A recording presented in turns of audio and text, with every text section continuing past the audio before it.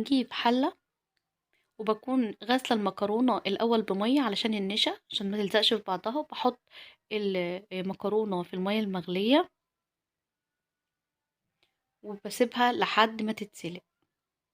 طيب، علشان كمان ما تلزقش في بعضها المفروض ان انا بحط لها زيت، وعشان برضو تبقى مملحة بحط لها حبة ملح. فانا دلوقتي هضيف الملح، وبعدين هضيف مثلا معلقة زيت علشان خاطر المكرونة ما تلزقش في بعضها اثناء السليق.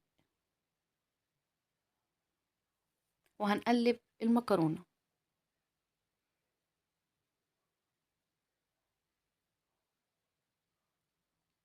هنسيب بقى المكرونة تتسلق، وهنجيب حلة تانية ونحطها، ونحط الزيت، وبعدين هنجيب الصلصة اللي هي الطماطم، وبعدين هنحطها في الزيت علشان نعمل تسبيكة الصوص. هبدأ أقلبها،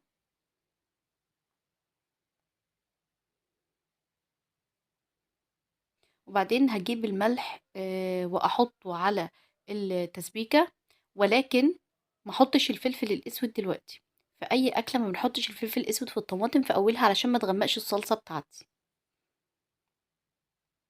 وهنبدأ نقلب الصلصة،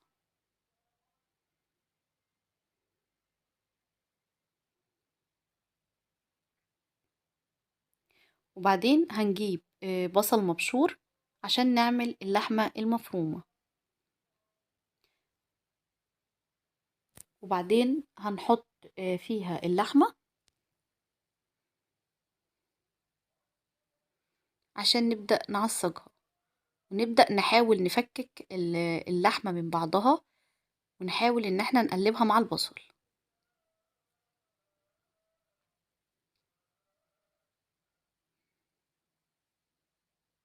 طبعا علشان عندي اللحمة تبقى مش مكلكعة معايا او مش عاملة قطع معايا، المفروض ان انا بحط فيها مية.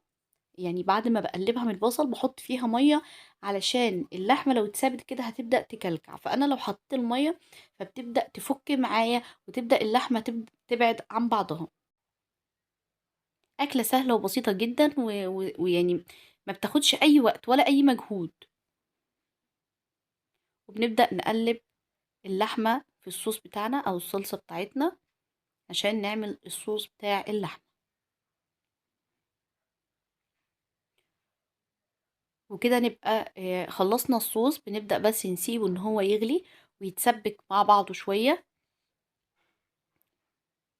بصوا هنا اللحمة ما بقتش مكلكعة ازاي، وبقت حتت مفتتة. وطبعا هنسيبها لحد ما تبدأ تتسبك خالص.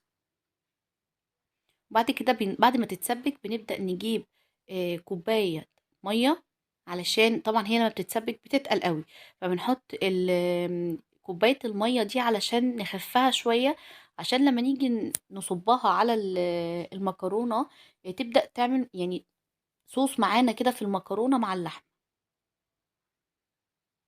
خلصت صوص اللحمة بتاعي وخلصت خلاص، طلعت المكرونة. هنبدأ بقى بعد ما تغلي تماما بنبدأ نقدم في الأطباق بتاعتنا. هنجيب ادي حلة المكرونة اللي احنا طلعناها، وادي الصوص بتاعنا. بجيب المكرونة ببدأ احطها في طبق التقديم اللي انا حابة احطه. طبعا المكرونة دي ممكن تتعمل جنب اي اكلة تانية، لو انا عاملة عزومة او حاجة ومثلا عاملة فراخ عاملة اي حاجة، الطبق ده بيبقى خفيف جدا والكل بيجري عليه بسبب سهولة اكله. في ناس بتعملها كمان بمكرونة سباكيتي، بس المكرونة الريش بتبقى حلوة ان صوص اللحمة بيدخل جوه المكرونة. وببدأ احط الصلصة بتاعتي على او صوص اللحمة المفرومة على المكرونة. أكلة سهلة جدا وبسيطة وفيها تغيير كمان، والأطفال بيحبوها جدا كوجبة سريعة. واستنونا في الفيديو اللي جاي إن شاء الله. السلام عليكم ورحمة الله وبركاته.